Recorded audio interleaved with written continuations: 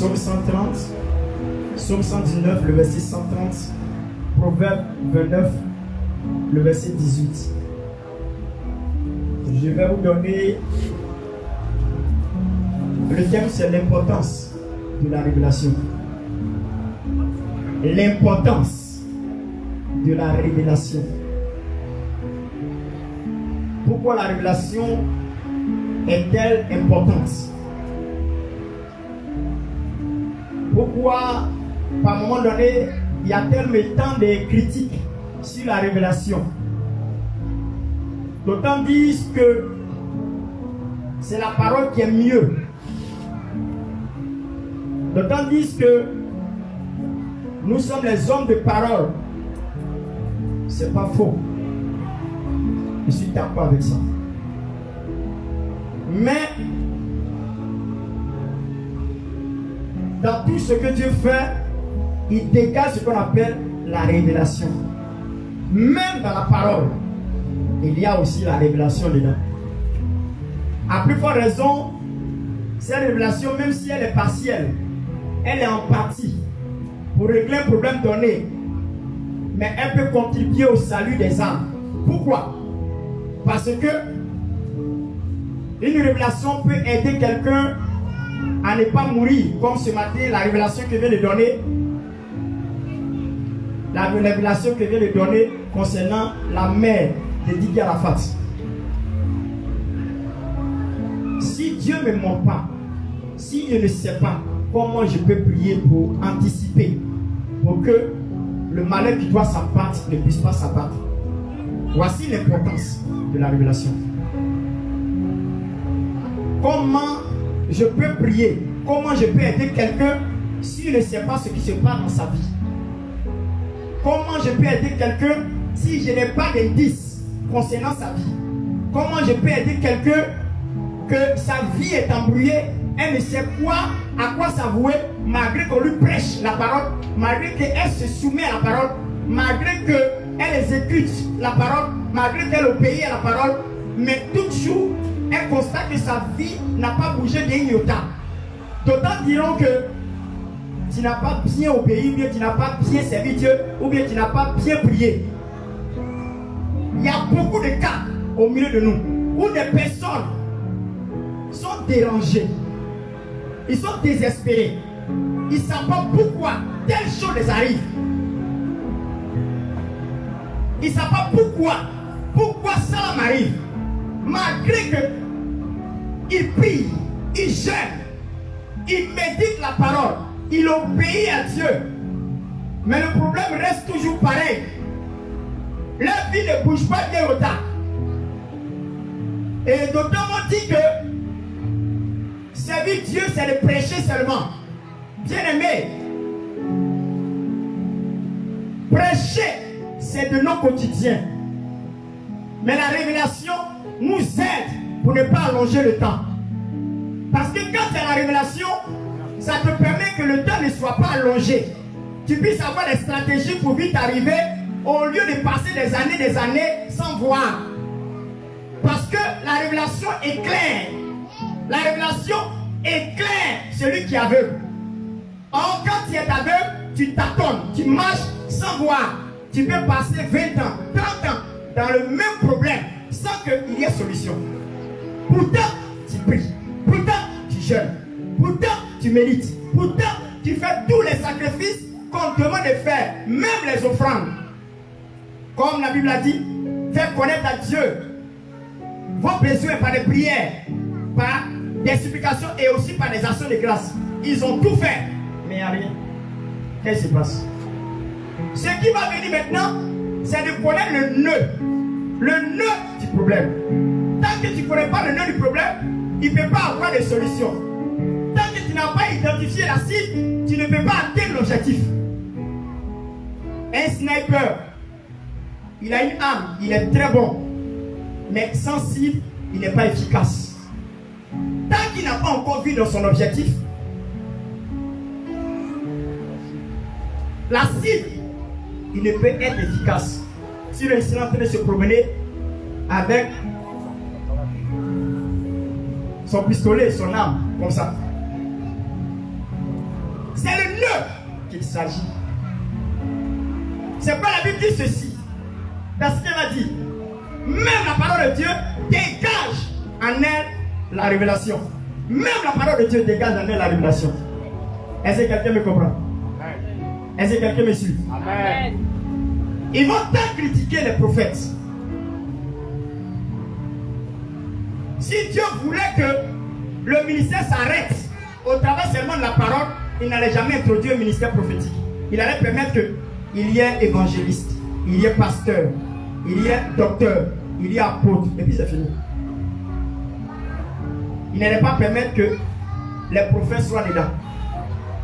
Dans tout le plan de Dieu, depuis le commencement de la Genèse, lorsque le péché est descendu, le travail que Dieu a fait, il a toujours utilisé les prophètes pour résoudre le problème. Tout le temps que vous allez constater, c'est les prophètes que Dieu utilise pour résoudre le problème. Vous allez voir dans la Bible, dans l'Ancien Testament, jusqu'à ce que Jésus arrive. Même Jésus, les gens l'appelaient prophète. Pourquoi? La femme samaritaine dit, toi tu es prophète. Hein? La femme samaritaine lui dit, tu es prophète. Même Philippe lui dit, tu es prophète. Il dit, il était vu en bas du figuier. J'étais en train d'amasser les figues. Il dit, mais toi tu es prophète. Il dit, si tu vois le Fils de l'homme monter puis descendre, là c'est grave. Parce qu'il te donne cette révélation. Même la femme samaritaine dit, toi tu es prophète. Il dit, c'est parce qu'il t'a dit ces choses-là. Pourquoi? La révélation aide. Dis avec moi. Amen. Dis, la révélation aide. La révélation aide. Ça aide beaucoup à aller vite. Ce qui est long, la révélation raccourcit. Ce qui est long, la révélation raccourcit. Il y a des gens qui viennent vers moi, je vais prier pour eux. Ils ne m'ont rien dit. Pour eux, ils sont malades, je vais prier pour eux. Pour eux, c'est pour la santé qu'ils viennent. Or, ce que je vois dépasse la santé. C'est autre chose que la santé, quoi. Et Dieu me révèle. Et puis, je prie pour ça. Et puis, il y a la solution. Il y a une personne qui est venue le jeudi passé. Elle avait un problème de poitrine. Sa poitrine faisait mal. J'ai prié pour elle, un élève de terminale. Donc, le Seigneur a guéri du problème de poitrine. Mais elle ne m'a pas dit que elle avait un problème de ventre aussi. Voilà l'importance de la révélation. Or, le problème de ventre est bien plus dangereux que le problème de poitrine. Maintenant, je vous demande, si moi, il ne sait pas ça, comment elle fait pour aider la soeur? Elle n'est pas venue pour ça. Mais Dieu pointe le doigt dessus pour résoudre le problème. Voici l'importance de la révélation. C'est pour cela que quand on prie en jeûne, on médite, Dieu dégage une révélation. La révélation, c'est ce qui n'est pas connu du commun des mortels. Ce qui n'est pas connu et que Dieu donne à l'être humain pour avoir l'information. C'est ce qu'on appelle une révélation. Une révélation, c'est ce qui est caché et que Dieu te permet de découvrir ça. C'est ça qu'on appelle la révélation. Et le test. Regardez bien ce qu'il dit. Hein. Dans toutes choses, on doit rechercher la révélation. Dit dans toutes choses. Même la parole de Dieu, on doit chercher la révélation. La révélation est très très importante. Dit très très importante. Allons-y. Psaume 119, verset 130. Écoutez bien. La révélation de tes paroles est claire. Elle donne de l'intelligence aux simples. Amen. Amen. La révélation de tes paroles est claire. Donc la parole de Dieu est une révélation. Pendant que les pasteurs prêchent, les hommes de Dieu prêchent, il dit non, nous on n'est pas dans ça. Nous on est dans la parole. Affaire de révélation, là, ça c'est pas trop. C'est limiter le travail de Dieu. Parce que même la parole, tant que Dieu ne t'a pas révélé la parole, tu ne peux pas avoir la révélation de cette parole. Ils n'ont pas dit c'est la parole qui est claire. Hein. On dit c'est sa révélation. Ce que les gens ne comprennent pas, c'est la révélation de la parole qui est claire. Ce n'est pas la parole, ce n'est pas le logos. Le logos, c'est la parole écrite. Écrite. Les scribes ont mentionné, ils ont écrit. Mais ce qui a été écrit, l'écriture, dégage en elle une révélation. Dis une révélation. C'est cette révélation-là qui est claire. Même Nicodème ne s'est pas arrêté pour dire non, cela il faut révélation. Jésus il guérit les malades, il dit les choses. Ce qui a frappé les pharisiens, ce n'est pas seulement que les miracles, mais la révélation qui se dégageait des paroles de Jésus. Ce n'est même pas la parole. Eux connaissent la parole parce qu'ils ont le logos. Mais ils n'ont pas le réma. Jésus détenait le réma de la parole. C'est ce qui permettait, quand il prêchait, ça bouleversait les gens. Il dit, la loi dit, un bout d'âme. Il dit, il est écrit, désormais, voici la révélation.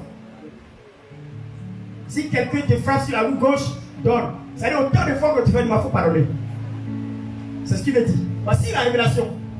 C'est pas beaucoup n'ont pas supporté Jésus à cause de la révélation de la parole. Ils voyaient que c'était difficile. Il dit, vous dites que celui qui combat une femme a commis l'adultère. Celui qui couche à une femme a commis l'adultère. N'est-ce pas? Mais moi, je vous dis, celui qui combat une femme dans son cœur a déjà commis l'adultère. Ya. Dis ya. Là, c'est grave. Hein? Dis c'est grave. La révélation de la parole est claire. Donc, pareil, il y a sa révélation. Dites aux pasteurs, aux hommes de Dieu, qui n'ont pas l'importance de la révélation, il faut leur dire, parole de Dieu, il y a aussi révélation dedans. Dites-leur que la parole de Dieu contient aussi la révélation. Il y a de la révélation de la parole. Parce qu'il y a sympa. Il trouve que il y a trop de prophètes, on s'amuse. Non, non. Camarade, tu ne connais pas quel chef faut demander. La révélation a fait qu'on a sauvé beaucoup de vies. Moi, j'ai sauvé tellement de vies au travers de la révélation. Des personnes qui devaient mourir. Si Dieu ne m'avait pas révélé, c'était déjà mort. Ce n'est pas de l'amusement. Ce n'est pas quelqu'un, c'est moi-même. J'ai vu. Et puis il a dit. Et puis le Seigneur a fait. Le Seigneur m'a présenté. Alléluia. Amen. Alléluia. Amen. Dis Amen avec moi. Amen. La révélation de ta parole est claire. Il y a le logos et puis il y a le réma. Dis réma.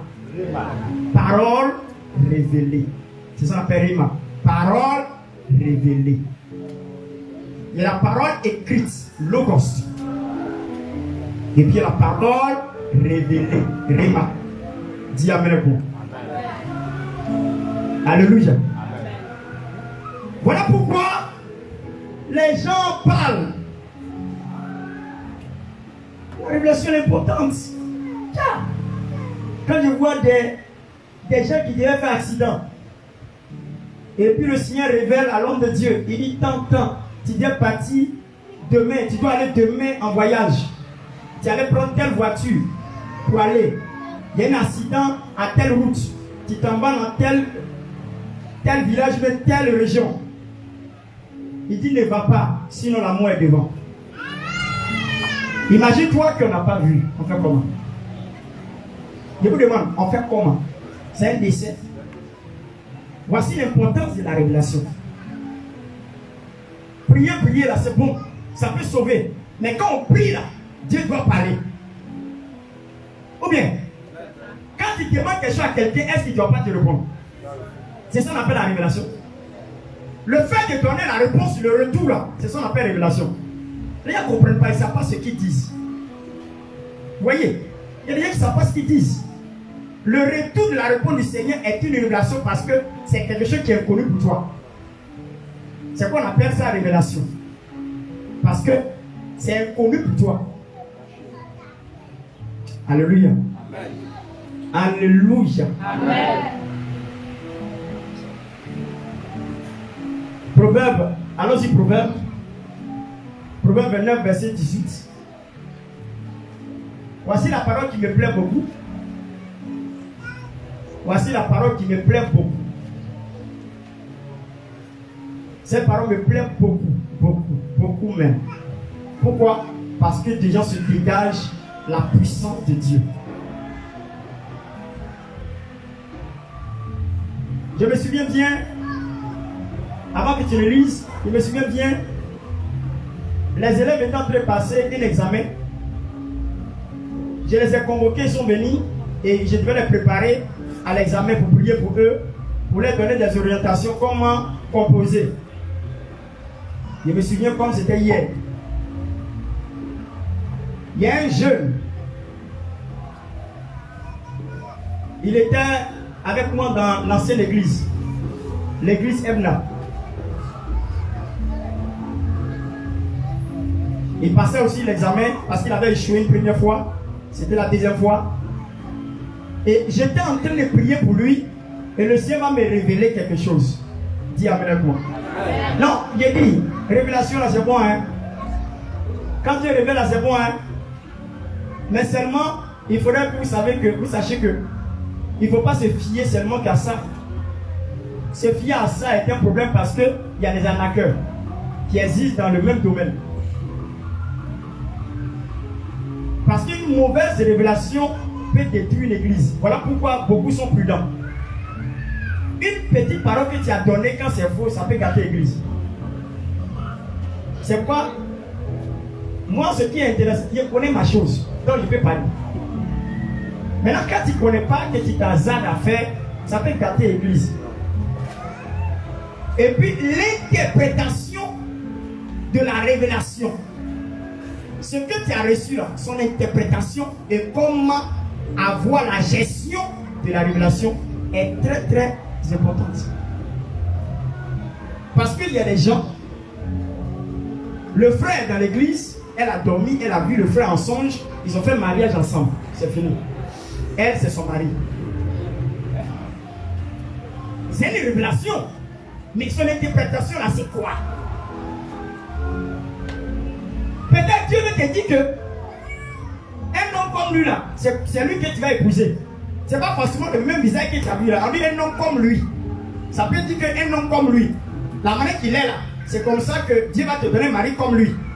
Mais ça, tu n'as pas compris. Tu as dit c'est le frère. Tu pries pour ça. Le frère, c'est pas. Et par moi-même là, ça exagère tellement. Ça sort sur toi-même que tu commences à voir les sillages, dans les sillages du frère. Oui. Non, quand quelque chose est dans ton cœur, la motivation qui est dans ton cœur là, ça se dégage par des actions. Et ça peut se cacher, dis-moi.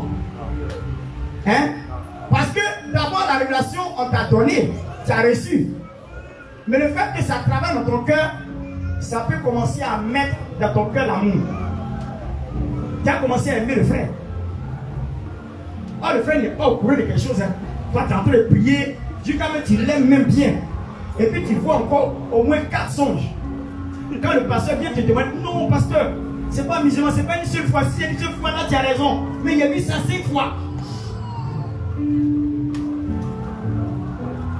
Donc je vous dis ça pour vous dire que la révélation elle aussi, on doit faire attention. Pourquoi? Parce qu'il va vous amener là de suite. On peut lire s'il te plaît. Proverbe 29, verset 18. Quand il n'y a pas de révélation, le peuple est sans frais. Heureux s'il observe la loi. Amen. Amen.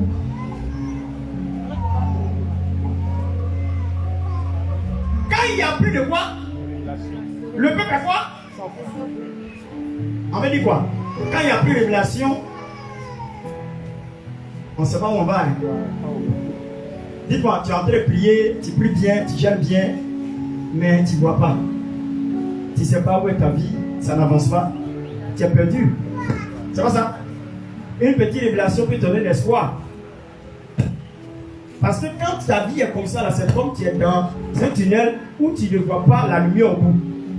Mais la révélation fait qu'il y a une petite lumière. Et quand tu vois la petite lumière, ça te donne espoir de croire que Dieu est capable de faire dans ta vie. Mais il n'y a pas ça. Même les paroles d'encouragement, il n'y en a pas. C'est pourquoi beaucoup meurent. Beaucoup meurent spirituellement parce qu'ils n'ont pas d'orientation. Beaucoup sont découragés, sont assis à la maison parce qu'il n'y a pas d'orientation. Ils ont tout fait, mais rien ne bouge. Tant que Dieu n'a pas donné le secret, ça ne bouge pas.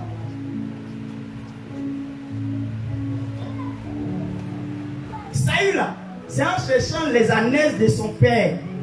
C'est là que Samuel lui a donné révélation. Et c'est ça qui a fait de lui un roi. Si on n'avait pas dit ça, il est devenu roi. Hein? Révélation que Samuel a donnée là, s'il n'avait pas donné, il est devenu roi. Lui cherchait les brebis de ses pères, mais Dieu lui a donné. On lui a donné révélation. Ça a changé son histoire. Je vous dis la vérité, la révélation peut changer le cours d'une histoire. Ta vie peut être mélangée, gâtée. Mais une révélation peut changer ton histoire. Ça peut changer ta destinée. Ça peut changer ta vie. C'est pas musulman. C'est pas musulman. Il y a des gens qui, ça n'allait pas. Ils ont dit que tu vas croiser un homme. L'homme ne s'appelle tant. Quand tu vas le croiser, ta vie sera changée. Ça a changé. Elle a croisé la personne, sa vie a changé. Dis-moi, quelqu'un comme ça là, elle ne va pas aimer que Dieu parle. Je vous demande, quelqu'un qui ne sait pas où elle s'en va, maintenant on est à l'orientation puis ça a marché. Vous voulez quoi? Elle va dire non, c'est faux. Dieu révèle aujourd'hui, il révèle encore. Mais les gens ne prient pas pour avoir la révélation. Dieu doit te parler. Dis à quelqu'un, Dieu doit te parler. Avant qu'on ne finisse le mois de juin et le mois de juillet, comme j'ai dit là, on sera dans l'esprit, dans l'esprit de l'esprit. Nous allons rentrer dans un temps prophétique. Je vais travailler beaucoup. Je vais être dans le service prophétique pour nous aider. Parce que marcher aveuglement, c'est pas bon. Tu es bloqué, tu ne sais pas où ça va. Dis-moi. Quelqu'un ne sait pas où ça va. C'est bien sûr, allons-y seulement. Dis-moi, allons-y seulement.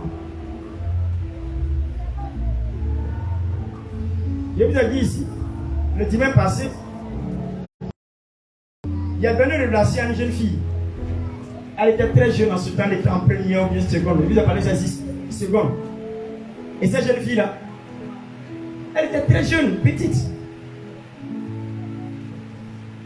Parce que nous-mêmes, on était en 6e et 5e, un truc comme ça. Si, 5e, 6e, un truc comme ça. Elle devait avoir peut-être 16 ans, 15 ans, 16 ans, 14 ans, 15 ans, 16 ans, un truc comme ça. Mais je lui ai dit, elle était petite. Elle ne m'a pas fait savoir. Hein. Sans partant, elle a dit à Satan, ton prophète là, c'est un faux. Comment tu peux donner une relation ça, comme ça sur moi? Moi, je vais donner quelqu'un parce que moi, je connais papier. Et puis moi, j'ai... Non, quand même. Donc pour moi, il a fini. Il a fait mon service. J'ai donné, c'est fini. J'ai même dit que sa maman va avoir un ticket. Et c'est ça qui va faire que ça va l'aider beaucoup à aider sa famille. Et que son père allait se séparer de sa maman. Donc tout ça l'a mélangé, la langue même à détester. S'il n'est pas vu, il ne dirait pas. C'est quand on voit, on dit. Ou bien, on ne dit pas quelque chose dans le vide. Moi j'ai vu et puis elle dit. C'est cette année, la jeune fille, elle m'a appelé. Elle vient chercher mon numéro. C'est l'inbox. Elle m'a envoyé un message, il ne la connaît pas. Donc il a répondu non, voici mon numéro, tu m'appelles. Elle a eu mon numéro, elle m'a appelé, elle dit papa. Je sais que tu ne peux pas te souvenir. Quand elle m'a dit, mais je ne me souviens même plus. Elle dit, j'étais venu à ma tante, c'est ma tante qui te connaît. On est parti là avec maman, tout le monde, la famille, on est parti. Quand on est arrivé là-bas, tu m'as dit quelque chose, je n'ai pas accepté. Je vous assure. la jeune fille a fait tous ses efforts pour avoir bac. Tellement qu'elle était fâchée, elle voulait me faire douter, c'est-à-dire elle voulait montrer que ce qui est dit est faux. Elle est même partie chez féticheur pour réussir à son bac. 0. Elle n'a pas eu de bac, rien. Puis après, son père et puis sa maman se sont divorcés, séparés. Actuellement, elle m'a dit que sa maman va attirer sa ticket là, qui les aide. Ça marche bien, ça va. Donc elle me confie pour me dire que tu as un prophète. Elle m'a appelé pour me dire ça c'est bon.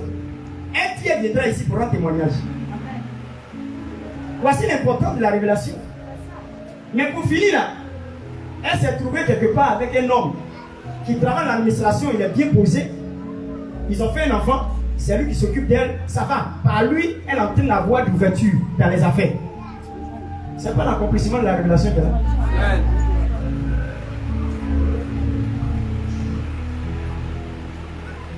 L'importance de la révélation. Quand votre vie ne va plus, commencer à prier, chercher à parler à Dieu. Vous savez, si tes yeux ne sont pas ouverts, Dieu va ouvrir les yeux de quelqu'un d'autre pour te parler. Pourquoi? Parce que tu insistes sur ton sujet. Dieu est obligé d'ouvrir peut-être le songe de ta soeur, ou bien de ta camarade, ou bien quelqu'un ailleurs, ou bien tu vas dans une veillée, ce que tu voulais là. L'homme de Dieu voit et puis il te dit. Pourquoi? Parce que tu as prié, tu as insisté pour que Dieu te parle. C'est comme ça que Dieu travaille.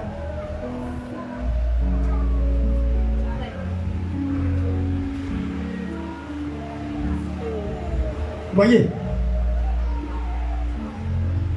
moi je n'ai pas un don prophète, je n'ai pas un don de prophétie. Moi, j'ai un esprit prophétique. Vous savez la différence? Un don, c'est un cadeau que Dieu t'a donné. Mais un esprit prophétique, c'est l'entité prophétique du monde spirituel. C'est quoi la Bible dit que l'esprit du prophète est soumis au prophète? Pourquoi? Parce qu'il peut prophétiser autant de fois et puis il peut m'arrêter. Si il veut m'arrêter, il m'arrête. C'est pas quelqu'un qui a me dit il faut continuer. Ça dépend de moi-même. Parce que quoi? Il est soumis à moi. Quand j'active, que je veux voir quelque chose, je peux voir. Je n'ai pas besoin de prier pour voir. Si j'ai mes yeux sur toi dessus, je vais voir quelque chose. C'est ça l'appelle l'esprit prophétique. Un don. Le don c'est quoi? Ceux qui ont le don, quand tu es utilisé là, quand tu finis, c'est fini. Tu ne peux plus voir. C'est-à-dire Dieu passe par toi pour accomplir quelque chose. Quand il finit, puis il te laisse. C'est quoi si vous avez remarqué bien? J'ai dit ici que ça ne se fait plus. C'était avant. Ces genre de choses se faisaient. Dans nos assemblées avant 1990, 91, 95, en l'an 2000, c'était beaucoup fréquent. Amen. Dis Amen. Amen. C'était beaucoup fréquent. Mais ce n'est pas fréquent maintenant. Avant, quand on entrait prier, une femme peut attraper son ventre, entrer pour dire mon peuple, soutiens, et moi. Voilà, ça se faisait beaucoup. Actuellement, il n'y en a plus. Pour ceux qui sont dans l'ancienne école, on a nous. Tu as vu ça aussi, non? Comme ça, non? Quand c'est fini, là, tu demandes à la soeur, elle ne sait pas ce qu'elle a dit. Elle veut savoir. Elle est utilisée. Dis Amen moi. Elle est utilisée. Et quand on finit, on la dépose. Elle devient comme les autres. Elle salue les autres. C'est comme il n'y a rien quoi. C'est un don. Tant que Dieu n'a pas saisi, elle ne peut pas parler. Moi, là, Dieu n'a pas besoin de me saisir. Moi, je peux voir. C'est ça. C'est ça qui est la différence. C'est là où je suis là. Si envie de voir, elle voit. Alléluia. Alléluia. C'est la différence qui est là quoi. Voilà.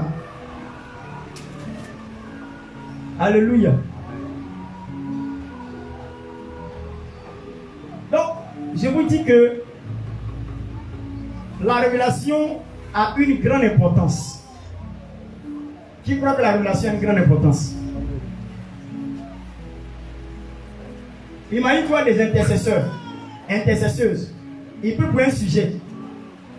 Et ils prient seulement quoi. Et puis il n'y a pas d'orientation. C'est-à-dire, ils ont un sujet là. Ils sont en train de prier. Ils prient seulement. Et puis Dieu dit rien et puis ils sont dessus, ils prient seulement. Ah, quand même. Vous avez fait 20 ans en prière. Même sujet là, vous avez prié ça pour 20 ans. Pourquoi? Par tant que ce n'est pas accompli, ce n'est pas encore réalisé, vous continuez à prier. Hein? Or, ces genre de choses là, quand les choses durent, Dieu est obligé de révéler pour orienter d'une autre manière la prière.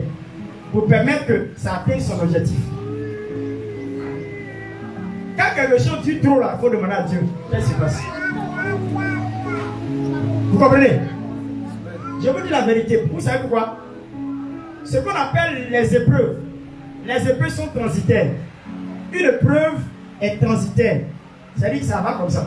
Quand il vient, il marche et ça va. Le temps qu'il va marcher, c'est le temps de ton épreuve. Il peut marcher pour 2 ans. Ton épreuve là, il court, il marche. Et dans sa marche pour arriver là, ça fait 2 ans. Dans sa marche pour arriver, ça fait 1 an. Dans sa marche pour arriver, il peut faire 2 mois. Ton épreuve peut durer 2 mois. Parce que ton épreuve marche 2 mois. Quand ton épreuve commence, ça fait 20 ans. Quand même. Aïe. Aïe. Aïe. Même si on dit que Dieu bénit à tout moment, c'est pas quand tu es devenu coyote, il va te bénir. Il y a des avantages quand tu es jeune pour profiter bien des bonnes choses. Imagine-toi, tu es devenu vieux, maintenant tu as les moutons, tu as le poulet, tes dents sont enlevées, tu fais comment? Tu as vieilli, tes dents sont finies. Tu vas voir quelle joie pour manger.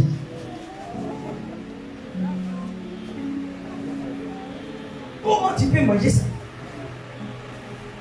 Dans ton coyote. D'après les enfants, dans ton coyote. Non, quand même.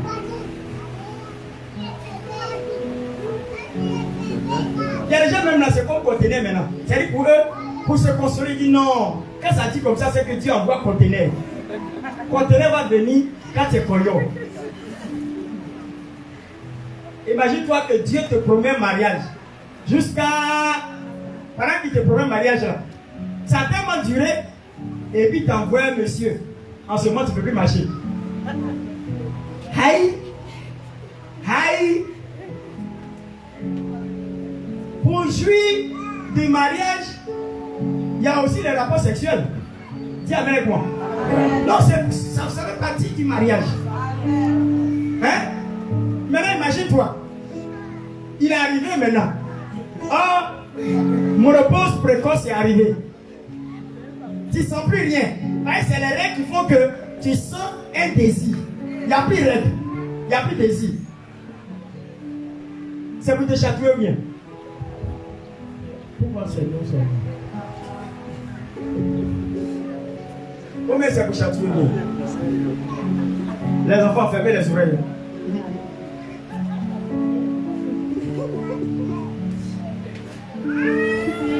Alléluia.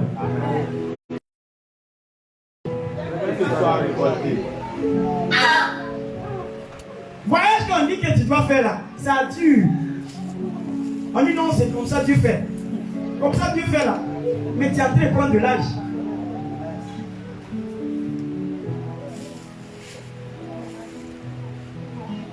Eric, tu peux te tenir debout. Waouh. Waouh.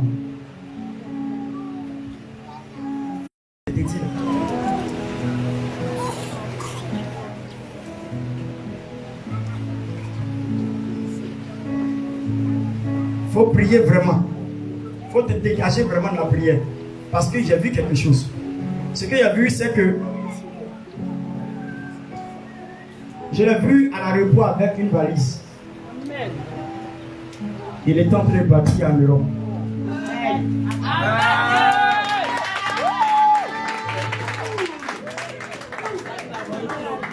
C'est pas musulman. Ce qu'il est en train de dire. Regarde, c'est pas plaisanterie, mais il faut prier parce que Il y a beaucoup de combats dedans.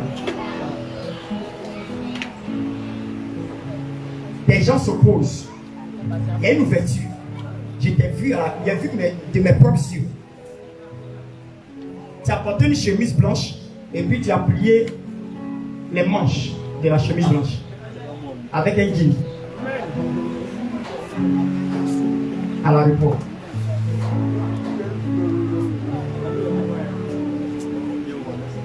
Il faut commencer à t'attacher à Dieu. Commence à prier sérieusement. Il faut dégager tout ce qui peut s'opposer à ça. Ton voyage est clair. J'ai vu ça. Ce n'est pas la force d'un homme. C'est Dieu qui a décidé. Maintenant, c'est attaqué, c'est étouffé. Tu vas me dire que à plusieurs reprises, ils ont tenté à te faire partir, mais ça n'a jamais marché. Ça peut dépasser 10 tentatives. Hein? Ça peut dépasser 10 tentatives, non. Mais ça n'a jamais marché. Par moi, les gens qui décident oublient. Par moi, même ils renoncent. Par moi, même quand ils te parlent là-bas, quand ils arrivent sur le territoire, ils ne parlent même plus de ça. Et puis ils sont morts. Le dernier qui voulait faire, il est mort. C'est-à-dire, c'est tellement attaqué que le dernier qui voulait te faire partir, il t'a parlé clair. Il est mort sur le territoire ivoirien. Ils l'ont enterré. Or, il était d'une nationalité européenne. Parce qu'il a vécu là-bas toute sa vie. Dieu va secouer les entités spirituelles qui s'opposent à ta vie. Parce que on veut te faire périr comme tes frères. La même année que tes frères sont décédés, c'est comme ça qu'on veut te faire périr. Il faut prier. Quelque chose se prépare pour toi, pour aller. Ce n'est pas de l'amusement, ce n'est même pas du mensonge. Et c'est ce que j'ai vu. Que le Seigneur te bénisse. Vous voyez, nous avons besoin de ça. S'il n'y avait plus d'espoir, ce qu'il vient de dire que j'ai vu là, ça lui donne quoi? L'espoir de croire que Jésus est toujours à lui, qu'il peut arriver quelque part.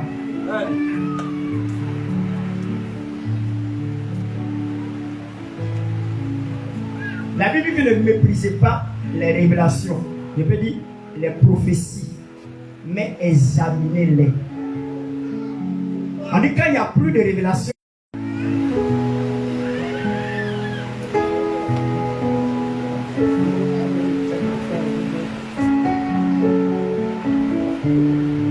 Je vais te dire quelque chose. Il ne faut pas hésiter. J'ai vu quelque chose. Il ne faut pas être dans l'hésitation. Parce que tu hésites. Par exemple, tu te dis que déjà, c'est peine perdue. Ça va te permettre de rentrer en fonction publique. Parce que le Seigneur m'a montré comme ça que les temps où tu es actuellement, tu ne te retrouves plus. Parce que le travail que tu fais commence à devenir agaçant. Ça te fatigue. Et ça fait que tu n'arrives plus à gérer les économies de ta maison. Ça devient difficile. La manière que les choses étaient comme avant, ce n'est plus le cas.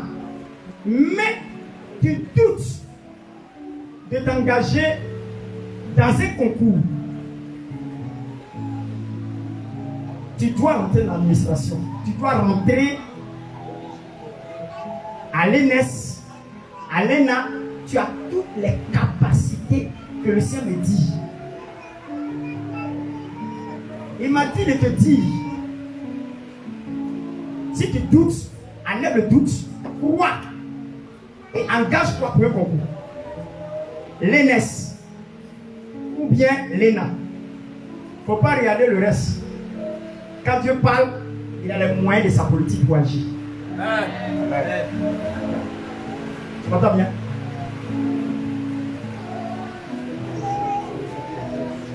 Est-ce que tu as décidé de faire passer concours cette année? Hein? Tu as décidé de faire passer concours cette année, mais tu es dans un doute.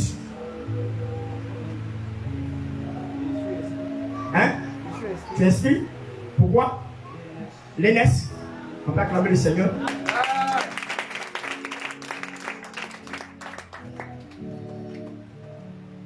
Faut pas avoir peur. Hein? Tu vas entrer. Amen. Tu as toutes les compétences. Dieu t'a donné un cerveau. Si c'est l'intelligence intellectuelle des études là, Dieu t'a donné ça. Il n'y a même pas de discussion même. C'est à cause de la pauvreté que tu t'es arrêté là. Sinon, tu devais aller plus loin. Même au doctorat. Donc, s'il est au courant, c'est fini. Amen. Amen. Dites-moi, si il ne lui dit pas ça là, qu'il fonce pour faire quelque chose là, ça peut marcher. Voici l'importance de la révélation. Fais des choses dans le secret. Si ton père connaît, tous les gens connaissent derrière lui. C'est pas parce qu'il va parler, hein. Parce que lui-même là, il est comme caméra. On l'utilise quoi? Peut-être il ne sait pas. Pourquoi? Parce qu'il ne donne pas l'occasion à Dieu de faire ce qu'il doit faire dans sa vie. Il se lève comme une offrande au sorcier. C'est quoi il souffre tant? C'est quoi sa vie est comme ça?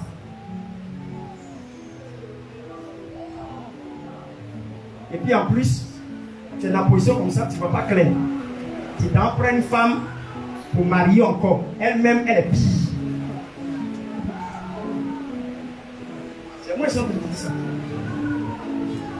Femme de ton papa, c'est un danger. Peut-être tu n'as jamais dit ça. Mais il va te dire.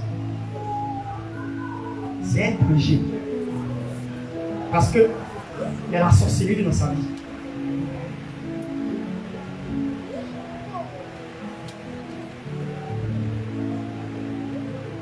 C'est pourquoi il te demande de garder l'anonymat dans tout ce que tu fais. Il ne faut pas que ton papa soit au courant. Sinon, c'est fini. Parce que c'est là-bas il passe pour ta voix. C'est là-bas il passe pour bloquer ta vie. C'est là-bas il passe pour ta voix. Tu as remarqué que tout ce que tu fais, quand c'est connu de ton papa, c'est fini. Toi-même, tu as remarqué ça. Quand il met sa main, touche net, c'est gâté. Quand sa main, il est au courant, c'est dans sa main, ou bien tant, c'est fini. Même quand il fait une promesse à lui, c'est gâté. Parce que c'est ça. Ils ont détruit sa vie. On sait que tu es l'espoir de toute la famille. Donc on doit te détruire. Mais c'est par là-bas il passe.